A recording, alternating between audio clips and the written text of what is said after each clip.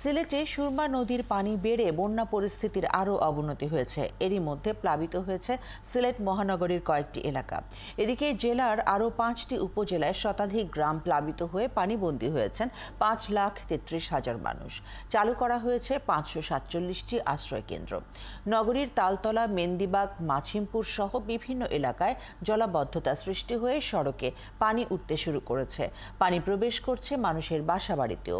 তলিয়ে গেছে নগরীর ফায়ার সার্ভিস অফিসও। এদিকে সীমান্তবর্তী 7 উপজেলা জৈন্তাপুর, গোয়াইনঘাট, কানাইঘাট, কোম্পানিগঞ্জ, বিয়ানীবাজার, জকিগঞ্জ এবং গোলাপগঞ্জে আরও এলাকা প্লাবিত হয়েছে। বন্যার পানিতে তলিয়ে গেছে সিলেট তামাবিল সড়ক। জেলা সদরের সঙ্গে সড়ক যোগাযোগ প্রায় বিচ্ছিন্ন হয়ে গেছে গোয়াইনঘাট উপজেলা সদরের। পানি উন্নয়ন বোর্ড বলছে, ভারতে চেরাপুঞ্জিতে বৃষ্টি না হলে 1 সপ্তাহের মধ্যে বন্যার পানি কমে আসবে। জেলা প্রশাসনের পক্ষ থেকে জানানো হয়েছে, এরই মধ্যে উপজেলা এবং জেলা পর্যায়ে খোলা হয়েছে কন্ট্রোল রুম, গঠন করা হয়েছে মেডিকেল টিম। বন্যা কবলিত এলাকায় 1000 বস্তা শুকনো খাবার, 75 টন চাল এবং 2.5 লাখ টাকার ত্রাণ সামগ্রী দেওয়া হয়েছে। আসলে সিলেটের মধ্যে আমাদের তালতলার সাইডটা একটু নিচু হওয়ার কারণে প্রথমেই এসে আমাদের তালতলা ফায়ার সার্ভিসকে আমাদেরকে প্রতি বছরই অ্যাটাক করে। বের আগে উঠে পড়ছে পড়ায় পানি 1-1.5 ইঞ্চি নিচে আছে।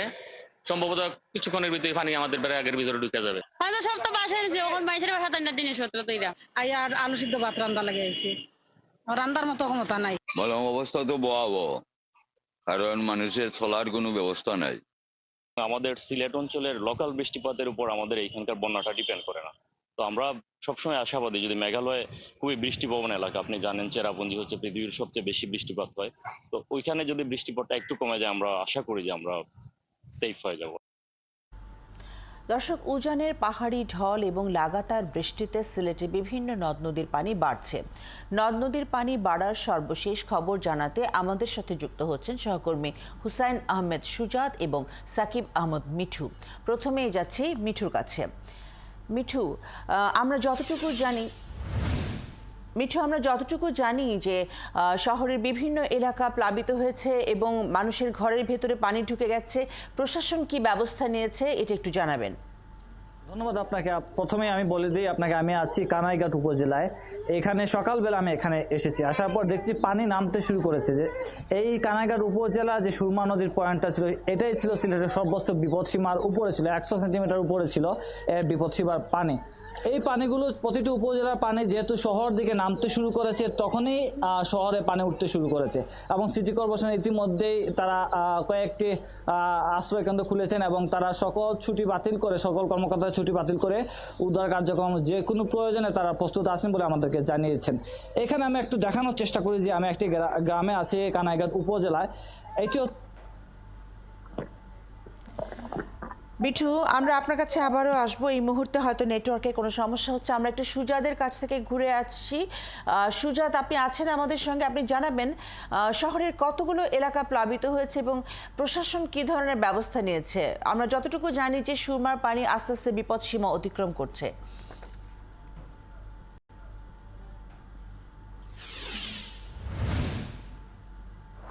ফারজানা, দেখুন, সময় যত যাচ্ছে ততই কিন্তু সিলেটের সুরমা নদীর পানি, অর্থাৎ সিলেট শহরের দিকে সুরমা নদীর পানি কিন্তু বাড়ছে এবং এই মুহূর্তে সিলেট শহরের সুরমা নদীর পানি 10.78 সেন্টিমিটার উপর দিয়ে প্রবাহিত হচ্ছে, যেখানে ডেঞ্জার লেভেল অর্থাৎ বিপদসীমা ধরা হচ্ছে 10.80 সেন্টিমিটার। অর্থাৎ আরো যদি 0.02 সেন্টিমিটার যদি অতিক্রম করে, তাহলে কিন্তু সুরমা নদীর পানি বিপদসীমা অতিক্রম করবে সিলেট শহর অঞ্চলের।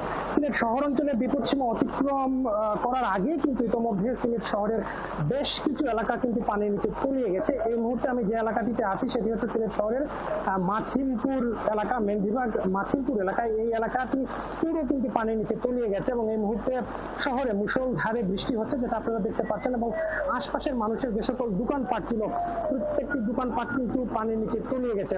আমরা সিটি কর্পোরেশনের সাথে কথা বলেছিলাম। সিটি কর্পোরেশন আমাদেরকে জানিয়েছেন যে তারা ইতোমধ্যে সিলেট শহরে যারা বন্যা দুর্গত অর্থাৎ বন্যা আক্রান্ত যে সকল এলাকা হচ্ছে সেগুলি নিয়ে তারা কাজ করছেন। সিটি কর্পোরেশনের পক্ষ থেকে একটি কন্ট্রোল রুম খোলা হয়েছে, যদি কেউ সেখানে সাহায্য চান তাহলে তারা সাহায্য করবেন। আপনাকে আমি আরো জানিয়ে রাখি যে এই মাছিলপুর এলাকা ছাড়াও সিলেট শহরের মেন্দিবাগ, তালতলা, সুবহানীঘাট, জতরপুর উপশহর, ছলারপাড় সহ বেশ কিছু এলাকা কিন্তু ইতোমধ্যে পানির নিচে তলিয়ে গেছে এবং সময় যত যাচ্ছে ততই কিন্তু মানুষের দুর্ভোগ দেখা দিচ্ছে। যদিও এখনো সিলেট শহরের সুরমা নদীর পানি বিপদসীমার নিচে আছে, তবে আরো যদি 0.2 সেন্টিমিটার পানি অতিক্রম করে তাহলে কিন্তু সিলেট শহরেও সুরমা নদীর পানি বিপদসীমার উপরে চলে যাবে এবং মানুষদের দুর্ভোগের সংখ্যা কিন্তু বেড়েই চলছে। ফারজানা। সুজাত, আপনি থাকুন আমাদের সঙ্গে। আমরা একটু সিলেটের সাকিব আহমেদ মিঠুর কাছ থেকে ঘুরে আসি।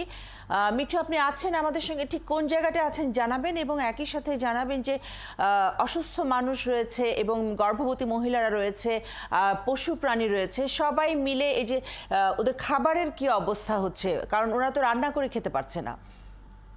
আপনাকে আসলে এই যে কানাইঘাট উপজেলায় আমি আছি, এই এলাকার মানুষের অবস্থা একদমই ভালো না, বলাই যায় না তারা আসলে ঠিক মতো খাবারটা পাচ্ছেন। কানাইঘাট উপজেলা আমি সকালবেলায় এসেছি, কয়েকটা জায়গায় আমি গিয়েছি, সেখানে যাওয়ার পর সবাই বলেছেন তারা বিশুদ্ধ খাবার পানি সংকটে ভুগছেন এবং তারা শুকনো মুড়ি বা চিরা খেয়ে আছেন। আপনি দেখতে পাচ্ছেন কানাইঘাট উপজেলা বিশ্বম্ভরপুর গ্রামে আমি আছি, এই গ্রামের কি অবস্থা। তারা আমাদেরকে বলেছেন তারা আমাদেরকে বলেছেন যে গত 3 দিন থেকে তারা পানিবন্দী আছেন, কিন্তু এই 3 দিনে পানিবন্দী থাকার পরেও উপজেলা প্রশাসনের কেউ এখানে আসেনি, কেউ তারা খবর নেয়নি।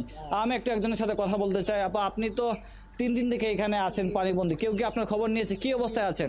জি না কি অবস্থায় আছি বা কি অবস্থা খাই আর বা বাঁচি আর যেন শিশু বেচেন কুলো লইয়া আটি আর যে শিশু বেচেন অধিক খান্দন পেটর বুকে কিছু দিবার মতো না, গরর ঢুকিবার মতো না, গরর সম্পূর্ণ মাল বাইয়া হিরের আর ওটা ফয়লুলা ফানি বেচেন তোর মুখ দিয়া বেচেন তোর তুতা বিজাইয়া ফানি লইয়া হয় না, খাবার লইয়া হয় না, বা এখন জিনিস লইয়া আমরা বাঁচাইবার মতো খাওয়া হয় না।